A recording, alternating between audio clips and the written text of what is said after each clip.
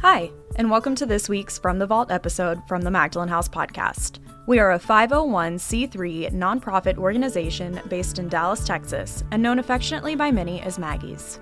Every first and third Wednesday, we share an episode from one of our 3 podcast series. In our From the Vault episodes, we share past podcast releases from our 3 different podcast series: Recover Ed, Recovered, Interviews with Alcoholics, and Hope for the Family. Our podcasts aim to connect, inspire, and educate alcoholics, loved ones, and the community to the Magdalen House and the services we offer. We are so glad you're here. Thanks for listening. Okay, hello everyone. This is Hope for the Family, a podcast from the Magdalen House. My name is Stephanie, and I'm here to interview Judy from our family support group. Judy, do you want to introduce yourself and tell us about yourself and give us a little bit of background and what led you into a situation where you would be in a family support group? Sure. Yes, my name is Judy, and I have an alcoholic daughter. I became a part of the Magdalen House Family Support Group when my own daughter was a client in the house. And at that time in my life, I was very overwhelmed, baffled, angry, frustrated, and living in a deep, deep state of despair. And it was suggested to me that I attend the family support group. And that was about 6 years ago. And I actually have never left. It was at this meeting where I learned that alcoholism is a disease. And I learned how the disease affects the body, mind, and spirit. And met wonderful people in the family support meeting, many times attending, trying to understand the counterintuitive messaging that I was told that was very counterintuitive of what I was compelled to do as a mom. I finally asked someone to be my sponsor and started to work the steps. And it was through having a wonderful, wonderful sponsor and working the steps that I was able to find a path forward for my life, whether my daughter was drinking or not, and only to discover that that was the best thing I could do for my daughter. In terms of growing up, I was not exposed to alcoholism at all in my immediate family. I heard about alcoholism existing on both sides of my extended family, but I had never witnessed an alcoholic in the state of being deeply affected by the disease. I had never seen it. And when I did see it in my daughter, it was very, very scary to me.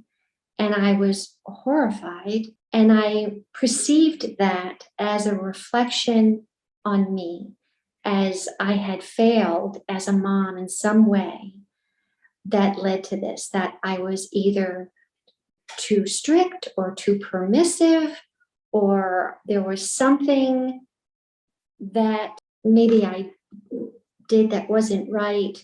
And my entire self-worth revolved around my family and my children. My ego was very much wrapped up into how my children were perceived by others. And when alcoholism was evident in my family, I was embarrassed. And I was determined to squelch it, to rid my daughter of this disease.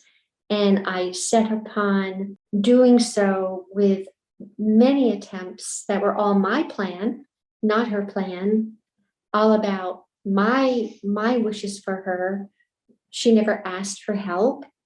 And through that process, I had really created a very stressful relationship between the two of us. It was a difficult mother-daughter relationship. And it really was my doing because I did not know it was a disease and I failed to accept my daughter for who she was. And I thought I had the power to change her, and so that I could have the family that I thought I always would have, that looked a certain way. I had expectations of what my family was supposed to look like. And that was really my self-centered attempt to cure my daughter, of which after many, many years, I failed. I just failed at it. And I then finally learned that I did not have the depth and weight. I was powerless over her disease, and that she needed to find her own solution. And I needed to let her figure this out on her own. Yeah, I love that. Thank you so much for sharing. Now, whenever I was listening to your story, and for those who do not know, you worked the steps out of the Big Book of Alcoholics Anonymous, correct? That's correct. Okay. And whenever I heard you reading, I heard you replacing alcohol with like obsession or obsessive, or can you just explain like what it is? Like, can you just explain like it from that perspective, like the obsessing and all of that in relation to the Big Book? Yes. So in the Big Book, throughout the book, it's referencing the alcoholic in terms of having an obsession of the mind to thinking that it's going to be different this time, and taking a drink and having the consequences. And even though there's remorse for the consequences after a spree, and even though an alcoholic will say, I'm not doing that again, the spirit becomes restless and irritable and discontent, and the mind begins to obsess about alcohol because of they want ease and comfort. And even though I'm not alcoholic, I was doing exactly the same thing, wanting ease and comfort, desperately wanting ease and comfort from the fact that my daughter was most likely drinking. She wasn't answering my phone calls or my texts. She was not communicating. I was very, very much full of fear. And even though I went to rescue her many, many times without accomplishing anything long term, I could not stop doing it. I was obsessed with her drinking to the point that I was unable to see the rest of the person. I was unable to appreciate the rest of my daughter and her strengths, her talents, her sweetness, her pretty voice. I mean, everything else didn't exist in my mind because I was just fixated entirely on the alcoholism. And it was for me an absolute obsession of the mind. My alcoholic daughter noticed it. My husband certainly noticed it. And they both said to me, if you don't stop this, if you do not stop despairing, you are going to kill yourself. You are going to die from this. The stress and the anxiety that I internalized because of my obsession was depleting me of my joy, of my energy, making me physically exhausted.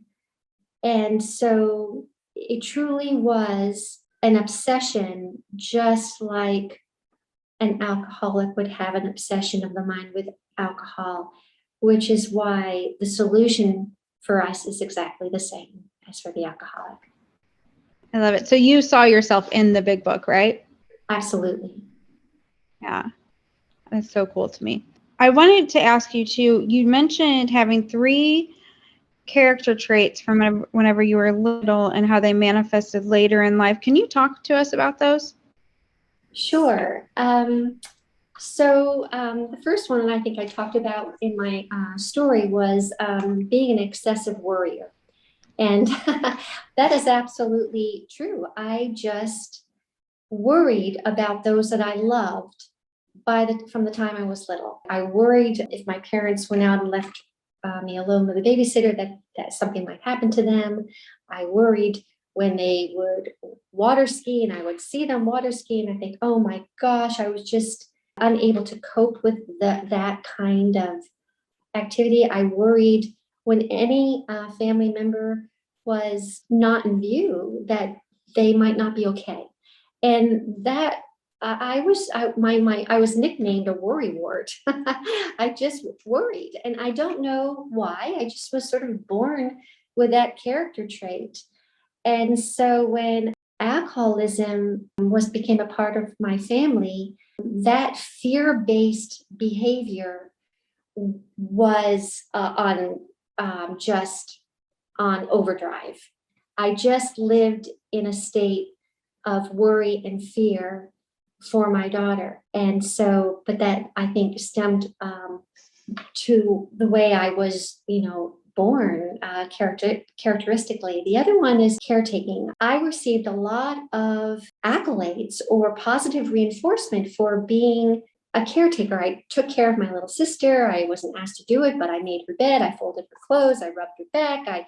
I was, and again, another nickname was applied because it was just such a part of me as, that I was this missy mother all the time, caretaking for my younger sister. I thought I was being helpful. It wasn't really until later to allow people to learn how to take care of themselves.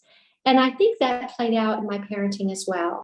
I was very efficient. I was always compelled to be an efficient mom. And so I always sort of did too much for my children. I overstepped so that I wasn't allowing them the opportunity to figure things out, because I would just swoop in and take care of things because I was good at it and I was quick and efficient. And I thought that was love. I thought that was being a good mom, but it was overdoing it.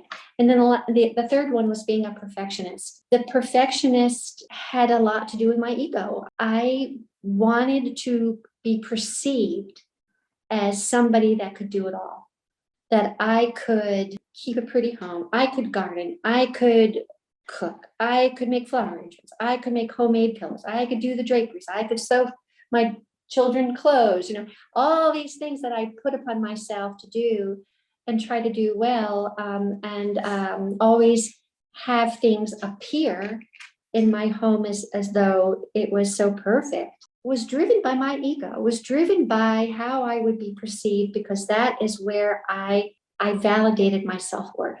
Mm-hmm. I'm sure a lot of people can relate to those. Did the steps help you identify those and work through those and all of that? Yes, primarily in learning that what I was doing was, I thought these behaviors of worrying about somebody or caretaking or being a perfectionist and having everything just lovely was being a loving mom, when it actually was entirely self-serving. And so it was through working the steps that I learned that these behaviors were really selfish and self-centered, and that it was a twisted kind of love, and that loving somebody is sometimes allowing them the opportunity to find their own legs in life, to figure things out on their own, to fail and learn from failing, to let them know whether they failed or not, that I had confidence in them, that they could do things on their own and figure things out on their own. And yes, it absolutely was the steps that taught me how to do that, taught me how to let go of the reins. And even when my children became, and I'm really referring to all my children, not just my alcoholic daughter, but in terms of raising a family, even as 3 adult children, it took me the steps to learn how to let go of the reins, to allow them to make their own decisions, right or wrong, not judge them, not always offer the unsolicited advice that I think I know best. I don't know what was best necessarily at all. And that brings me to the spiritual principles. It was in the big book that I heard the expression stated over and over and over, living according to spiritual principles. And I did not know what they were. And then when I read the spiritual principles, I thought I lived according to them. I thought I lived according to those spiritual principles. But it was through the help of my sponsor that helped me to see, by putting a mirror in front of me, that I was not living according to those spiritual principles. Those principles, the one most important one to me is humility, because I feel like it takes humility to apply any of the others. And it's not acting out of ego. To think that I knew what was best for my children, or that I knew how to fix my alcoholic daughter, that I was going to come, even though plan A, B, and C failed, my next plan was going to succeed. And if that failed, I was going to keep creating and finding another plan. And I was going to blame the program that she went to, or the doctor, or the psychotherapist, that they didn't fix my daughter. I held on to that arrogant sense of self that I had the power to fix her. And it was through the steps and learning about the 12 spiritual principles, and especially what humility is, to realize that I could not fix my daughter, and that it was, in a way, arrogant for me to think I could. Well, thank you for sharing that with us. What do you do if those come up today? Like, do they still come up today? Absolutely. I'm practicing this program every day. I'm not perfect. What this program has provided for me is a sense of awareness, that I can pretty much catch myself in the act or soon after that I've stepped back into self-will, or that I was acting out of my own expectations or my own ego. I try to go back. I have to acknowledge it. I have to make an amend for it.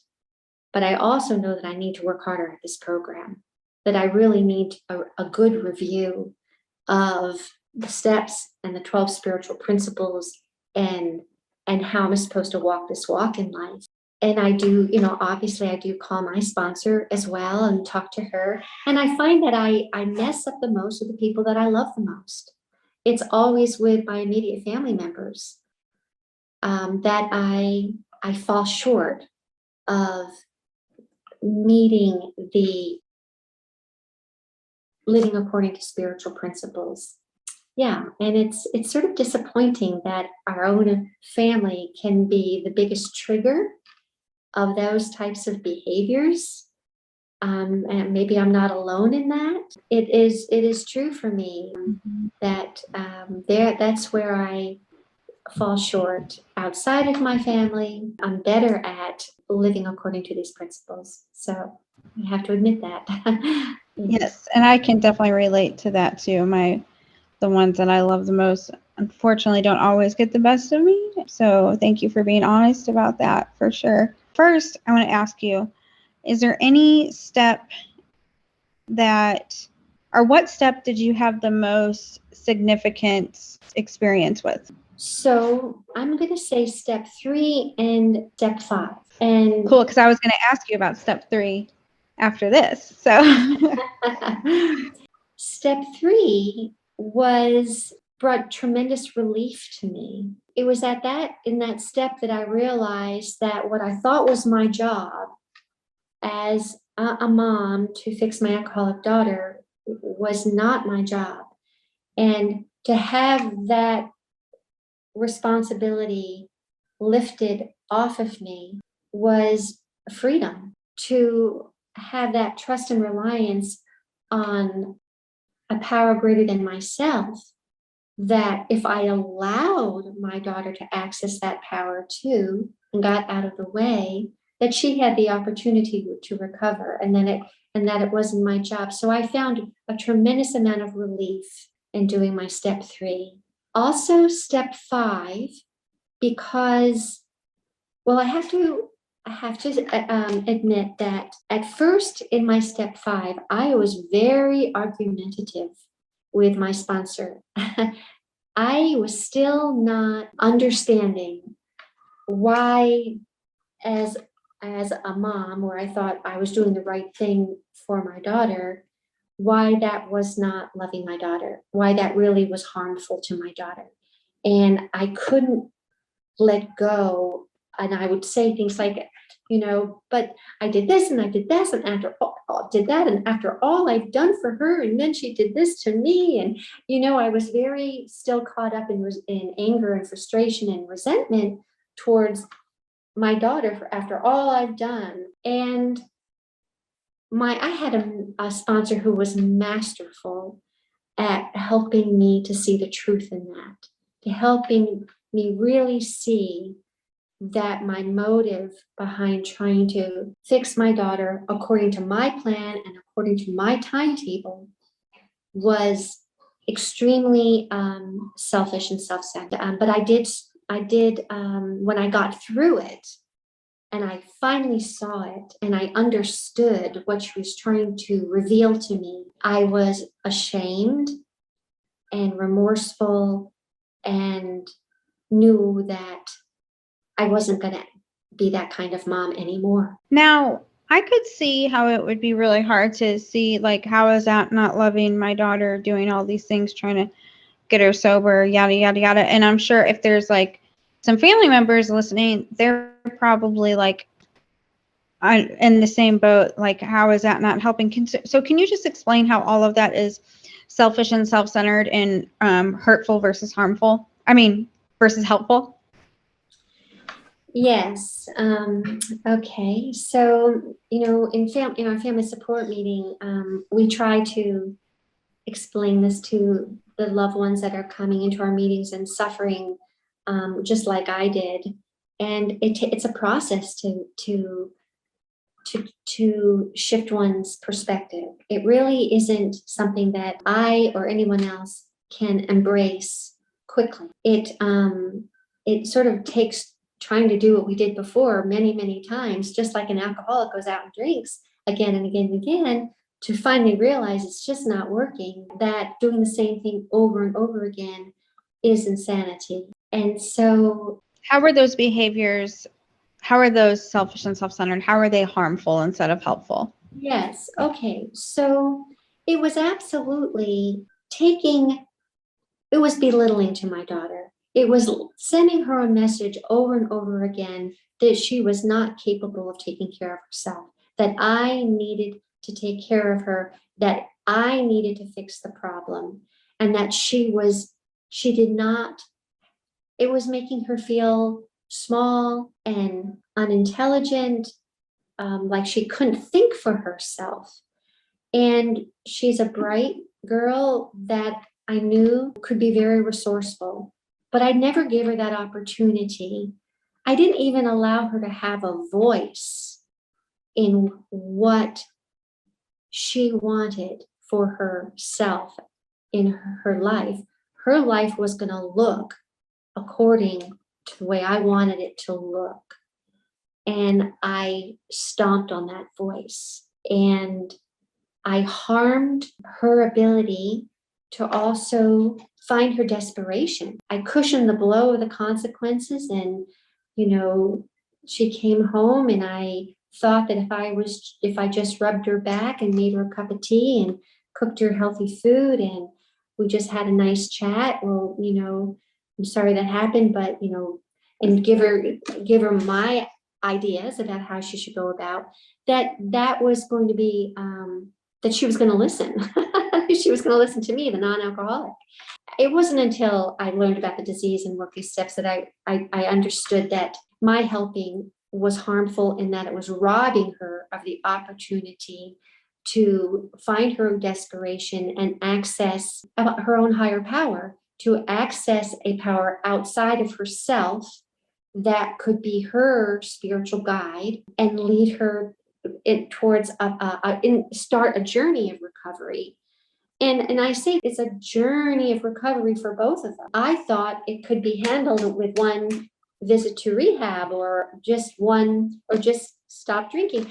I did not understand that just like for me and getting to where I am today, it was a process. And for my daughter, it's a process and continues to be a process.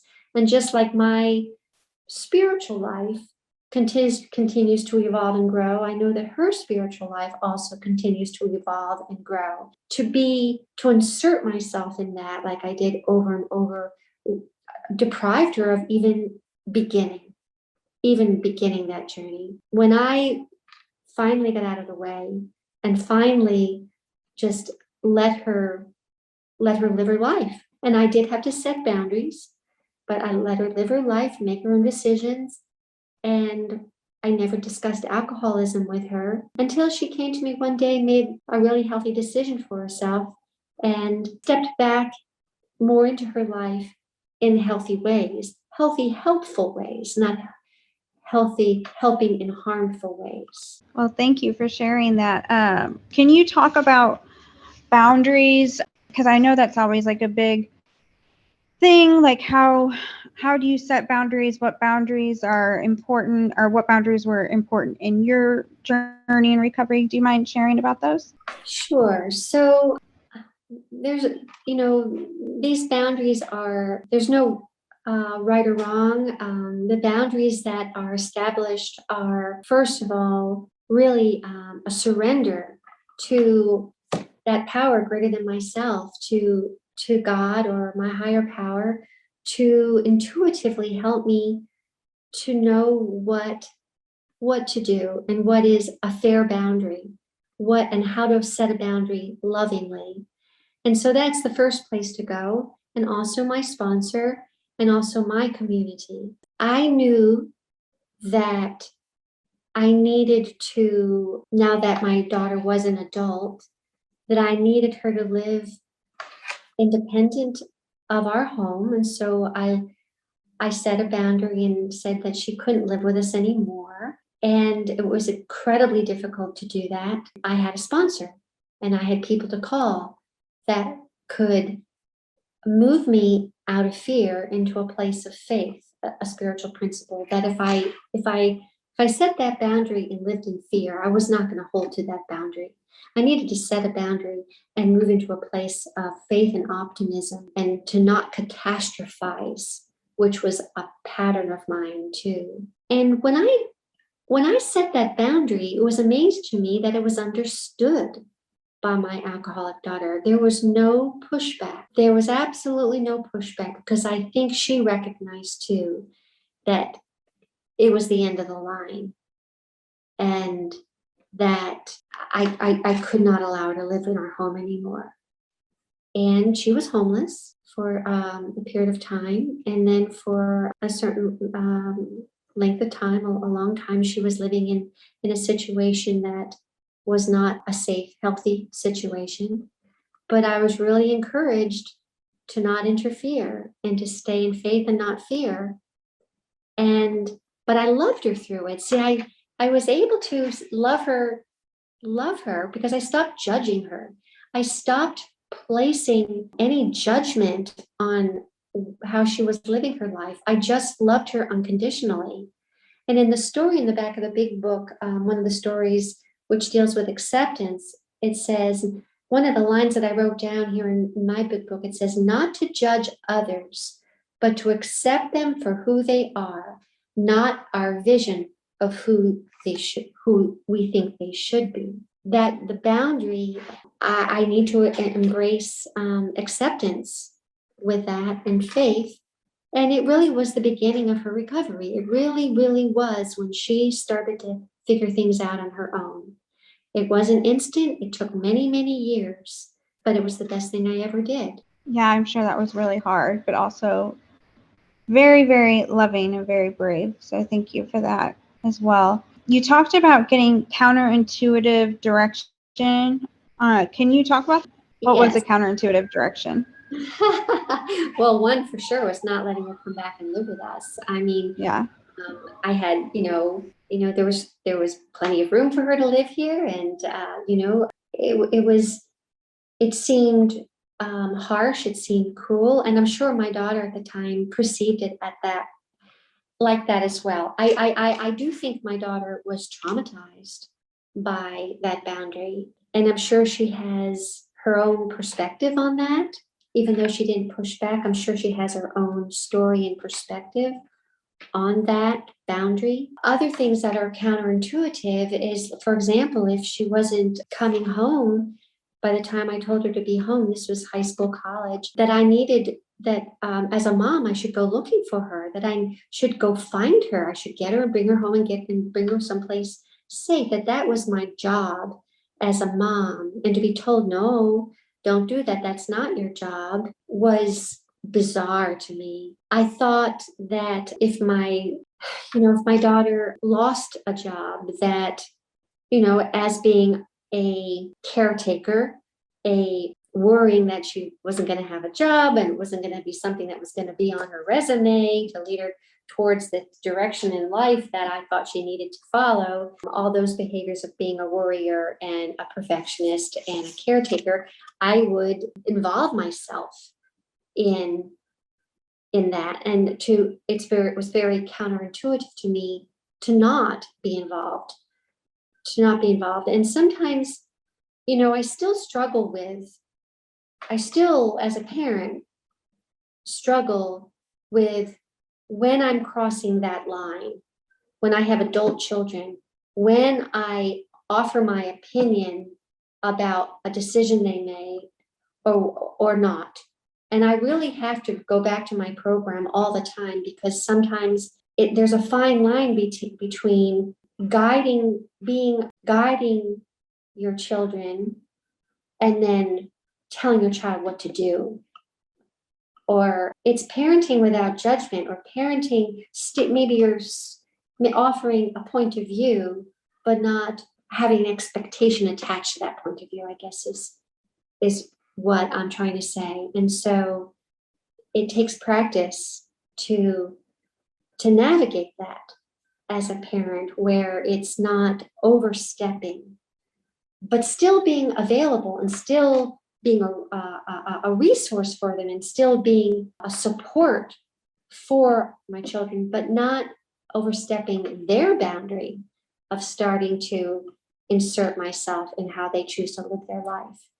And it's a delicate line, and I still sometimes am challenged by that. And so other types of counterintuitive behaviors would be certainly like when my daughter was alcoholic, I was online finding the next 30-day rehab or IOP, or I thought that was my job as a mom, that it was very counterintuitive for me not to be doing the research, finding the program, calling the place, and putting the plan in place, lining it up, driving her there, taking her there, and telling her, you need to do this. You are going to do this. Where she had no choice in the matter. She was not invested in the decision or the choice. And so, of course, it was not going to succeed. And I didn't understand that. But logically, now I see, why would I expect it for my plan to be successful when she wasn't even a part of the plan? I was just telling her what I thought she needed to do for herself. But again, that's what I thought my job was. That's what I thought I was supposed to do as a mom. And to not be engaged like that, to not be doing that and be told to stop, was very counterintuitive to my behavior. Mm-hmm. Yeah, absolutely. I did want to ask you about the third step prayer, because I love what you said about the word care. So do you mind first reading us the third step prayer and then talking about it? Okay, so I'll read the prayer. It says, God, I offer myself to thee, to build with me and to do with me as thou wilt. Relieve me of the bondage of self, that I may better do thy will. Take away my difficulties, that victory over them may bear witness to those I would help by thy power, thy love, and thy way of life. May I do thy will always. So this talks about thy will in contrast to my will. And my will was doing things my way, living in a state of self-propulsion, entirely out of ego. Living according to thy will is a humbling or a surrender of myself to a power greater than myself, or to God, that where I allow God to intuitively lead me through each day so that I am acting of service to others. So thy will, I like to relate this oftentimes to the Lord's Prayer, where it says, thy will be done on earth as it is in heaven. And I really believe that thy will is bringing heaven to earth each day in our little words, acts, and deeds. And it asks us to do that in the Lord's Prayer. Thy will be done on earth as it is in heaven, which is this place that we perceive as peaceful and loving. And that's what we're trying to create for ourselves and others while we're here on earth. And so we access that request, thy will, to create heaven on earth. And when we fall back into thy will, or my will, I'm creating hell on earth in my life and for others. It's not, it is creating a bit of hell, and it can be in something I say or something I do, but it is acting in contrast to thy will when I fall back into my will. And the third step prayer reminds me of that, and so does the Lord's Prayer. I love that. I think it is so beautiful. Can you talk real quick about the word care? Didn't you say something about care? Yes. Let me go to the step. The third step, made a decision to turn our will and our lives over to the care of God as we understood him.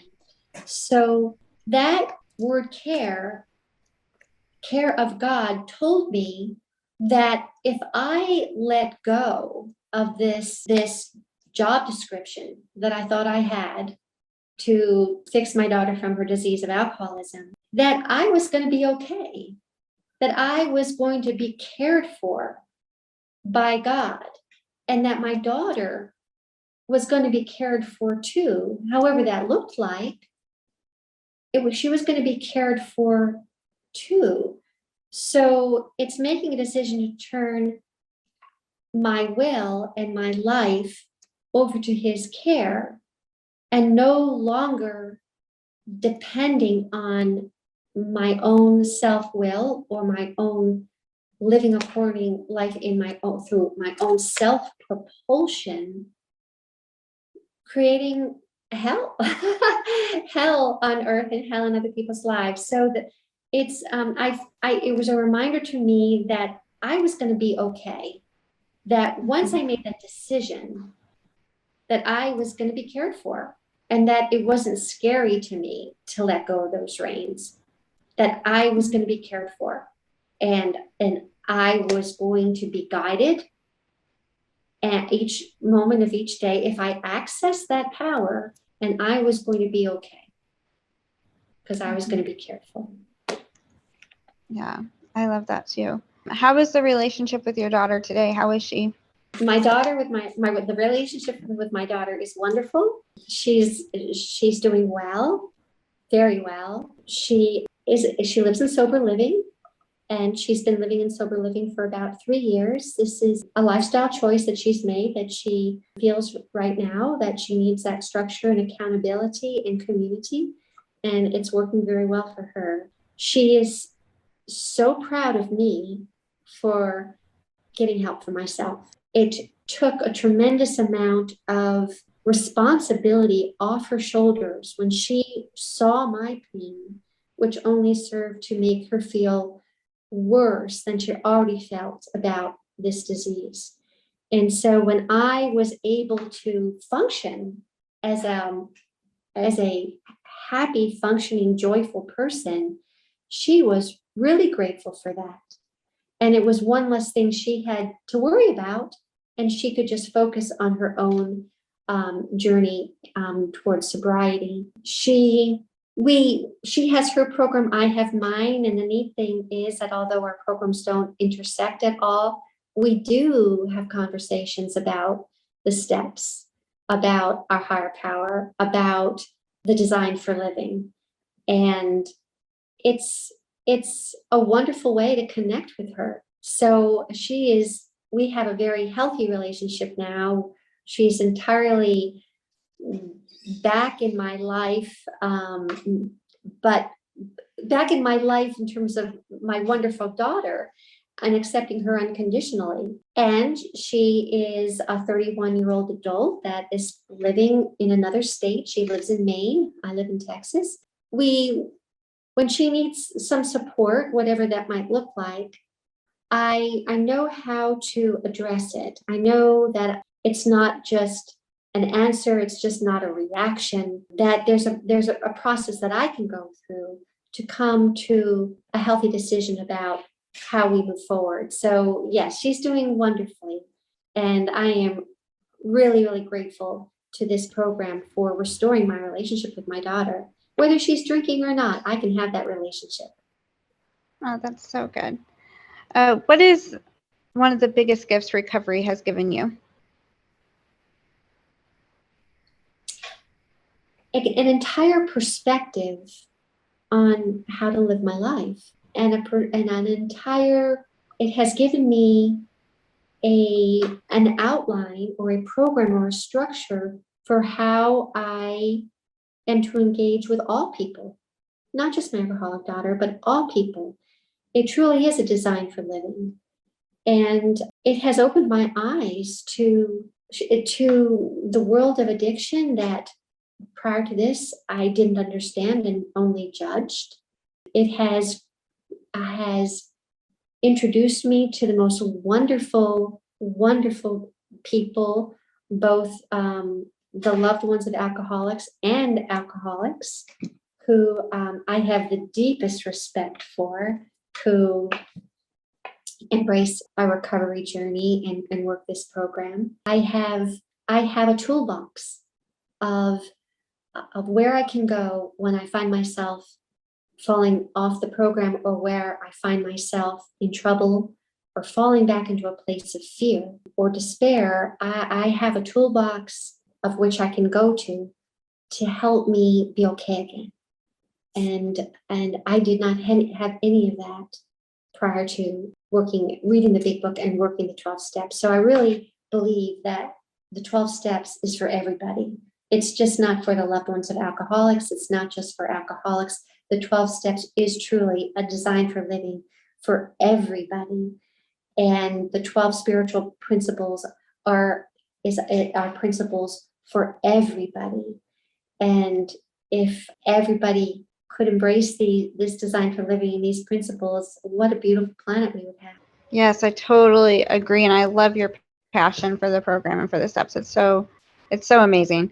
We are getting to the top of the hour. So my final wrap-up question is just, if you could only say one thing to the family member or loved one who is listening, what would you want to say to them before we get off?